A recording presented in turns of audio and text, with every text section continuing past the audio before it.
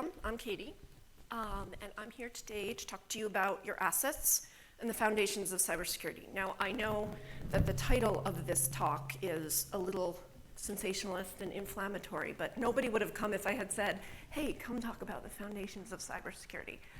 But that's really what this is about. And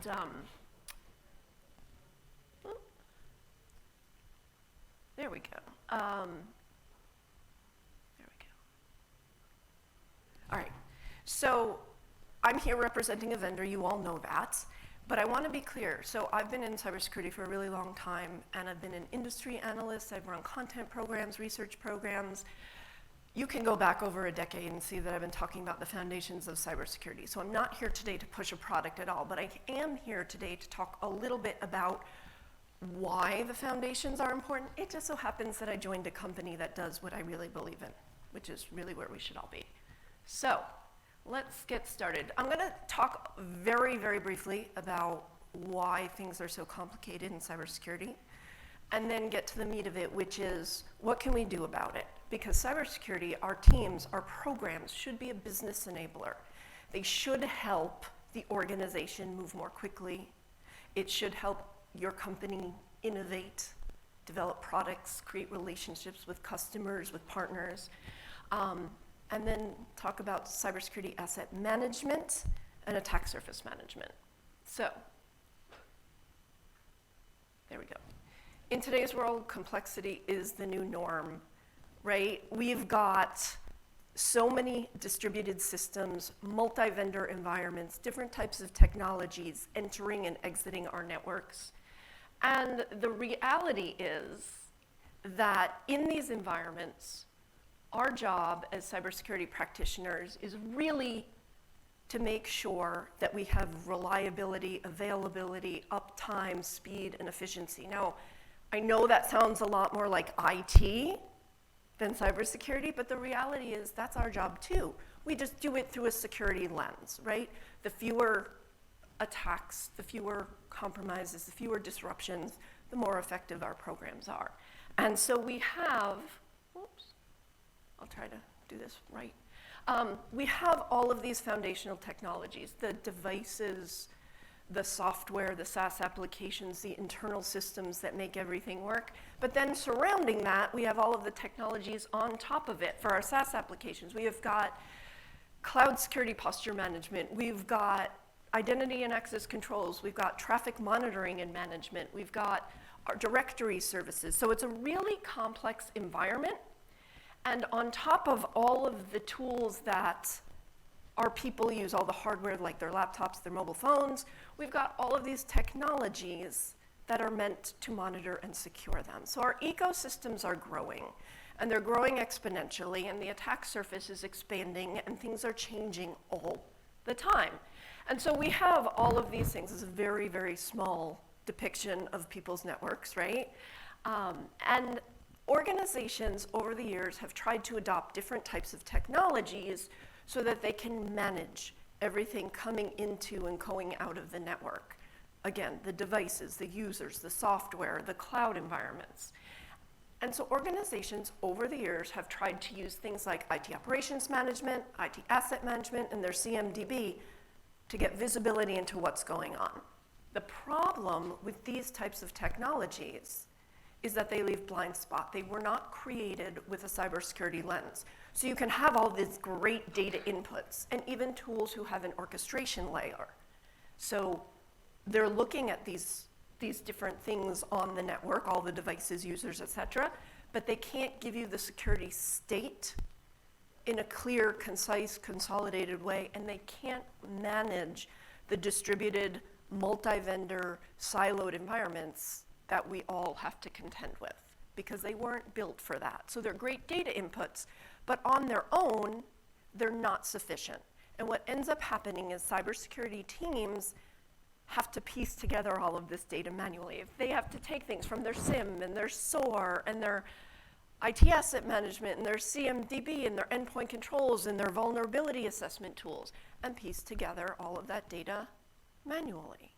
It's time consuming, and it's prone to human error because there's so much going on in our networks that you can't do it in any sort of reliable way.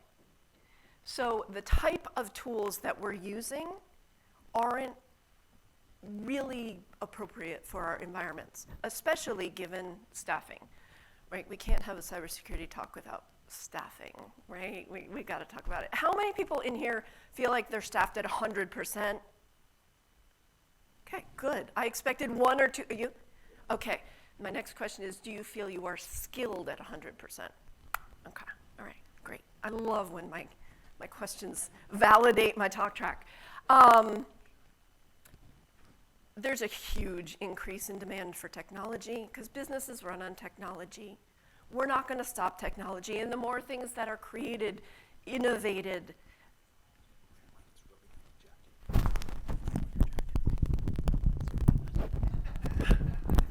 See, technology, it's a pain in the butt, right? But the more technology that is developed, the more technology that comes into our organization, the more people we need, not just in cybersecurity, but in IT overall. This is from a recent report, jobs worldwide in IT growing at 32%. That includes Canada. Managerial jobs in IT growing at 15%, so the curve is way beyond any other field.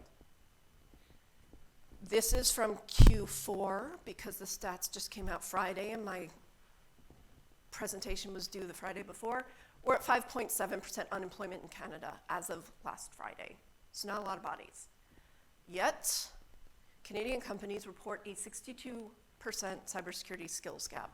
To your point, even if you have enough people, there may not be enough knowledge right now to manage what we need. And new tech adoption.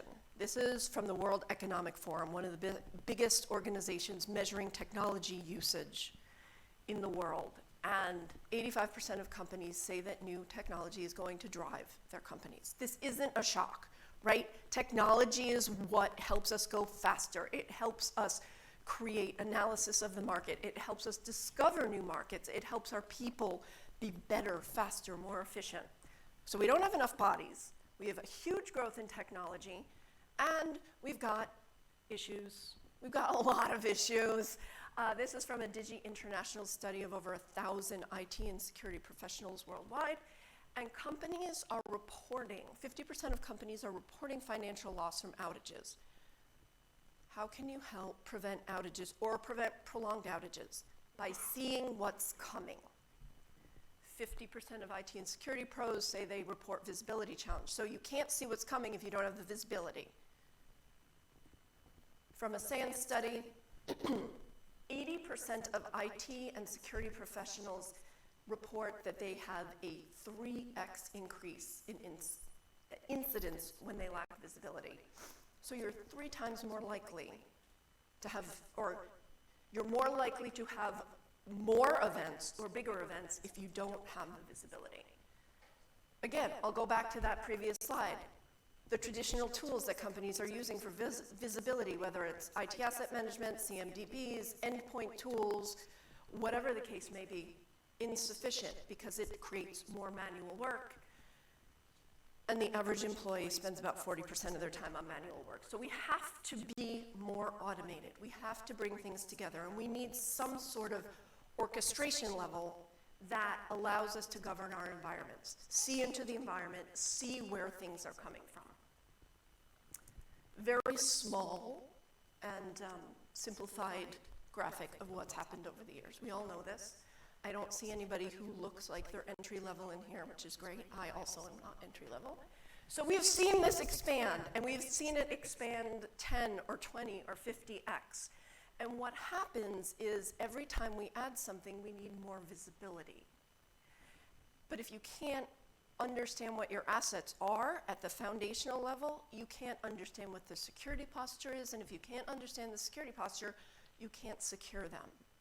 And so a few years ago, a term was created, Cyber Asset Attack Surface Management, and that was meant to bring the cybersecurity lens to asset management, because you can have, hey, what do I have in my environment? Kind of easy to do a mapping, takes a long time, kind of easy, but you can't just say, what are my assets? You have to say, where are they vulnerable? What hasn't been updated? Who's accessing them? When?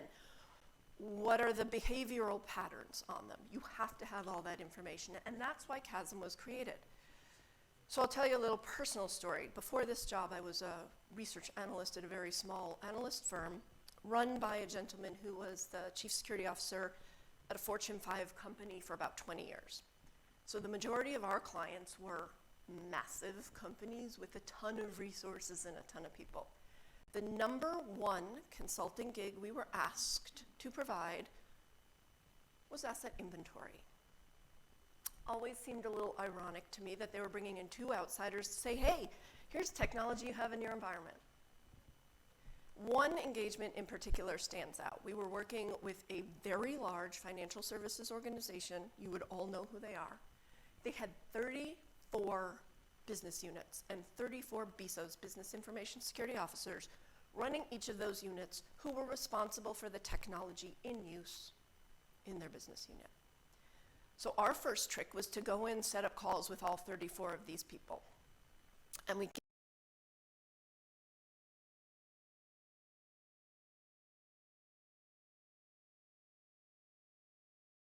every single call went like this. We'd introduce ourselves, we'd ask them to introduce themselves, and then they would say, hey, here's what we're using. And they'd rattle off a bunch of technologies. It would usually trigger something in one of us, one of the analysts, to say, you know, organizations like yours are also using this technology. 100% of the time, the BISO would say, right, I forgot about that. And it didn't just happen once per call, it happened multiple times per call. So if these people whose job it was to keep track of tech, prepare to have an accurate list, it's just not working manually. And they could look at traffic, they could go to their procurement departments, they could gain all the resources they wanted to gather that data, but they were doing this manually. They didn't have a good enough tool. Maybe they were looking at their IT asset management tool, maybe they were looking at their CMDB, and that would give them the bulk of what they needed, but not all. And so if you're missing things, even if you're POCing a new tool, even if you're demoing a new technology, that has to account for something, because every technology you have creates an attack vector. And if you're in security, you need to know about those attack vectors. So, CASM, Cyber Asset Attack Surface Management. It's a big term, and things do I have in my environment? You can get those from looking at various data sources, but it's not enough to just say, hey, what do I have? Basic asset inventory. What are the tools? What are the technologies? What are the access points? What are the permissions? You have to take that asset inventory, the identification of tools, and then go beyond that. So CASM, what it starts with, is an API integrated environment that brings in data from all of your deployed tools. It says, hey, endpoint management tool, hey, mobile device manager, CMDB, vulnerability assessment, cloud security, AppSec tool, whatever. Read-only data brings it all together, aggregates it, but really, really importantly, there is a normalization component that has to go along with that. Because this slide right here, this little graphic, I'm sure you've all seen something like that in your network traffic patterns or in your, whether it's your SIM, your SOAR, or something else. We can look at this and based on our experience go, it's Microsoft Internet Explorer. But if you expand this out 10x, 100x, 1000x, this gets very complicated in a machine format. So you need something to normalize all the data, put it into one nomenclature, and spit out your unique assets. Because the worst thing that can happen, if you think you're managing your asset attack surface and you think you have 4x the number of assets, you're wasting a lot of time. So that normalization piece doesn't get talked about enough. There needs to be a normalization engine so you can deduplicate your assets, so that you can be working with unique assets only. Then beyond that, what CASM does, so it starts with the inventory, the discovery, then normalizes, deduplicates, and correlates the data so you have one data set from which to work. A reliable data set that you can not say just what's there, but what's going on. What's impacting security? What's impacting performances? What is helping my company go faster or preventing it? from working as efficiently as it needs to. So a CASM solution needs to provide the ability to query the data and say, where are my unknown assets? Where are my missing controls, misconfigurations? Do I have them? Right? We need to know all of this information because your endpoint tool, this is an example of something like that. CrowdStrike, great technology. They are a partner of ours. But they're an agent. They can't be deployed everywhere. And anywhere they are not deployed, they can't say, we're not deployed there. You can only have a 360-degree view of your environment if you're bringing everything together. So when I think about CASM, Cyber Asset Attack Surface Management, I think about it like sort of a convenience store system. So we all know when we go into a brick and mortar store these days, there's security cameras everywhere, right? You know you're on camera somewhere. If you're in a brick and mortar store, and again, I take the convenience store because it's sort of a small environment, you've got cameras facing the door, looking out, looking in. You've got cameras at the cash register from the customer point of view, from the cashier's point of view. You've got cameras on the inside looking at the perimeter. You've got cameras on the perimeter looking inside, so you can see everything. And the thing about surveillance cameras is that they're all correlated, right? Most stores don't go out and buy 16 different cameras from 16 different vendors with 16 different formats of data, right? Everything's together because it makes it easier. But in cybersecurity, what we do is we go out not by 16, but probably 60 or more in some cases of different siloed tools with siloed data, and we go, all right, this is going to be great. It's so much easier if you bring them all together, if everything is on one system. So you can see if somebody's holding up the convenience store, are there witnesses? Are there accomplices? If somebody's holding up the cash register, somebody's stuffing Cheetos into their pocket, like what is happening? You need to see that all on one system. And that's what CASM does. It gives you the ability to see everything and then say, what's out of date? What do I need to fix? Are there CVEs anywhere? So this graphic, it's a little bit small, but basically this is a screenshot of asking the question, hey, where are my critical and high vulnerabilities in my devices? You can ask much more complex queries to find out what's going on, but this gives you the type of information that you might want to ask about your environment. Where are the problems? Who's accessing what? Is there software that's end of life, end of support that I need to know about? Are there SaaS apps that are unmanaged that my marketing team has gone and thrown a whole bunch of customer data into? What about my sales team? Are they putting proprietary information on our next product out into the universe? You have to know these things, so you have to be able to find those answers and do that with a very, very simple query. Because you have to get the context. The context is important because the context tells you how you help the business. And we're a business enabler. Security is a business enabler.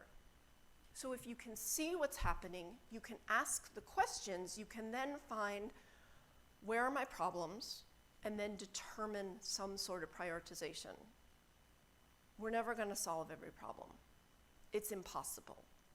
We started out with, our networks are too vast, they're too complex, they're moving too quickly. We are never going to solve all the problems. But businesses are used to risk. Risk occurred way before digital anything occurred. There's always been risk in our lives, in our businesses. So they understand business risk. So we have to put cybersecurity into those terms. So we can take this information and then give our business partners, our executives, our boards of directors more information. But you can only do that by bringing everything together, by having some sort of tool that brings everything together.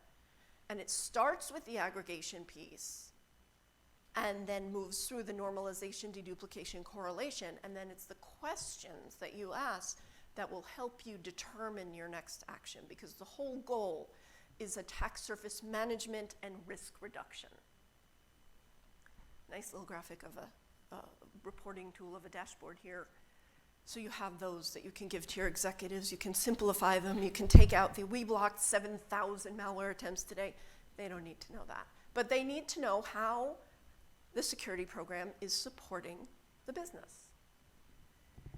So I posit that security is just about the data. You already have the data in your environments. You already have myriad tools, you've already got data overload, you definitely don't have enough staff, except for maybe this guy. But you can make it easier for your security staff by doing a lot of this aggregation and correlation with automation. And that's where Chasm comes in, because it automates the collection. We don't need people manually correlating data. It's a really low-level task. We need humans to abstract and say, this is what my business needs, this is the solution. We don't need, how many counts of this thing do I have, or how many critical vulnerabilities are supposedly affecting my devices. We need humans for the abstraction layer. And so you need to get to those metrics.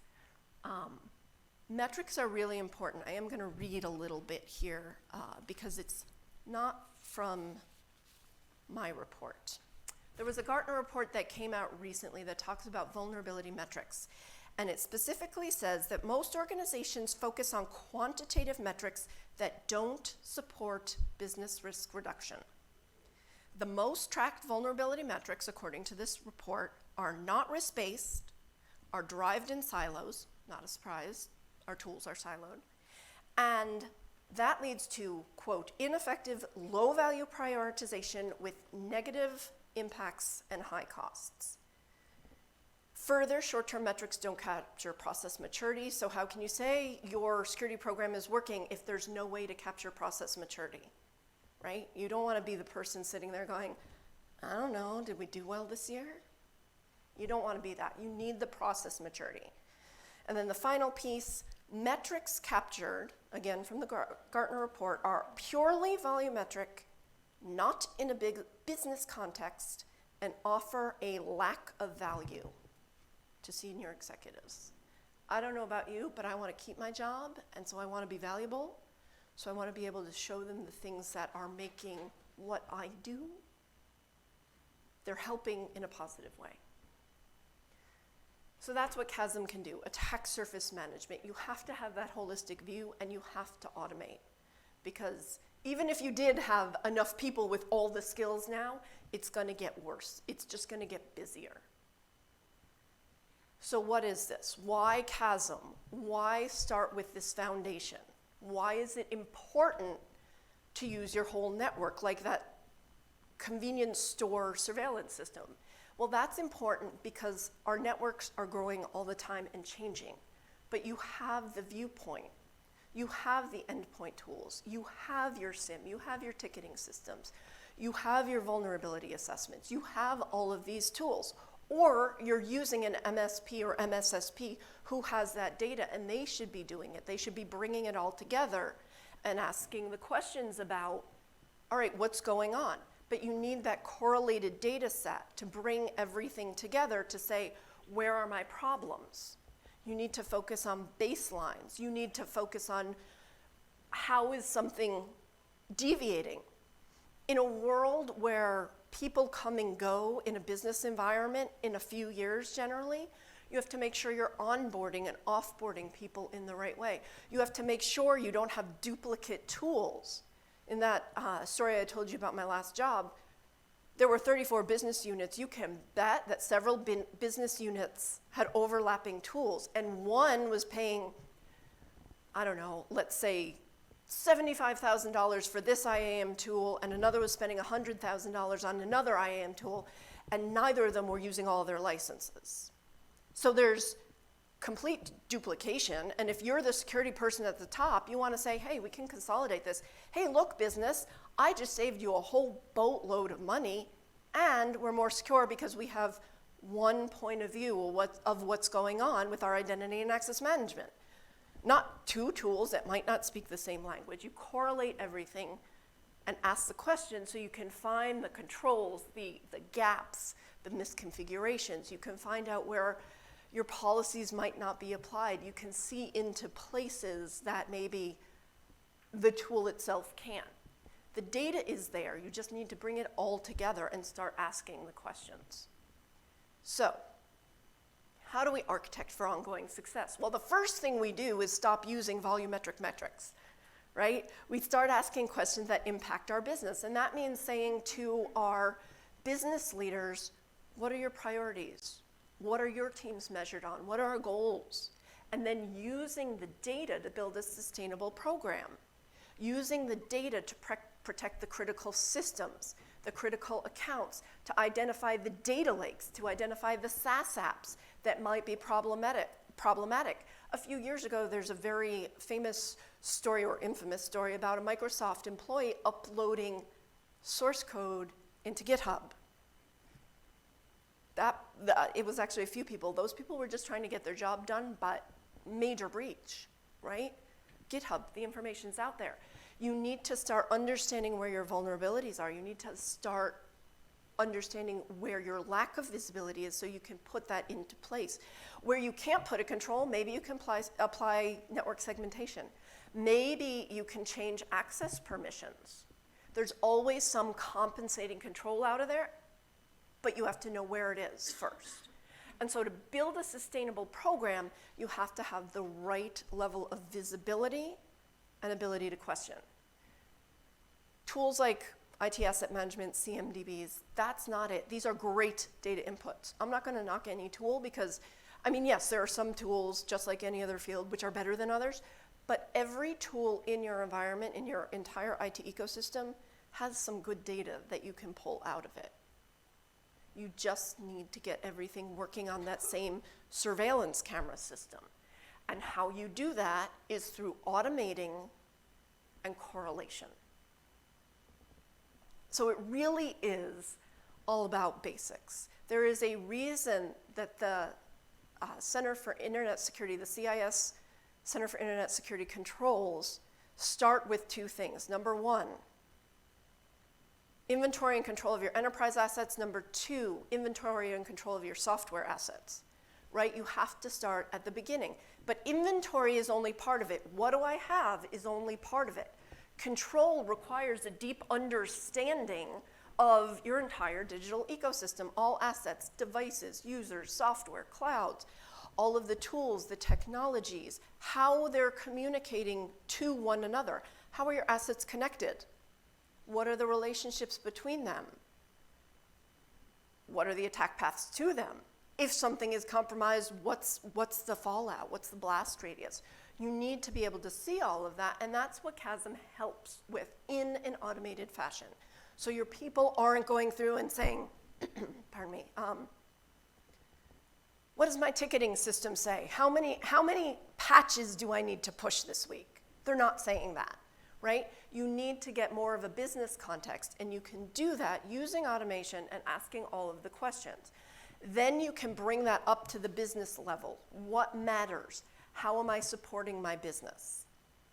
Where are the gaps that could threaten regular operations? What does my security ops team need to prioritize first? Where can I work with my IT colleagues to help create this fast, continuous, reliable IT infrastructure? So the data will give you the story, but you have to bring it together. And that's what CASM was meant to do. CASM was meant to bring everything together and give you an informed, holistic data set to ask the questions. And the automation part is really important because all of you know you can't just do this once. It's continuous. And if you don't have a million people, and even if you did, you can't do this manually. You just need to keep doing this continuously. A CASM solution will fetch data at regular intervals. A CASM solution will tell you, hey, what's going on when we're not awake? Because what's the best time for an attacker to attack you? Your down hours, right? So you need this visibility. You need that audit trail. You need those baselines to be able to manage your IT ecosystem, which will help you as a security practitioner find the problems and deal with them before they become actual incidents, compromises, data leaks. And so that's what I got. I don't know how much time I have left, but it feels like we have some time for questions.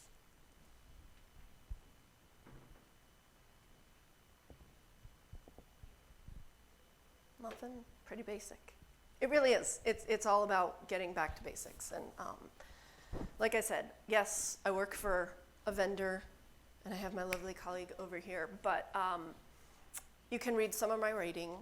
I did have a newsletter called The Reformed Analyst. I'm now on the Cyber Why. So if you want to see if I'm really full of it or if I really believe in back to basics, just go to the Cyber Why. You can read my stuff. It's all over the internet. So thank you.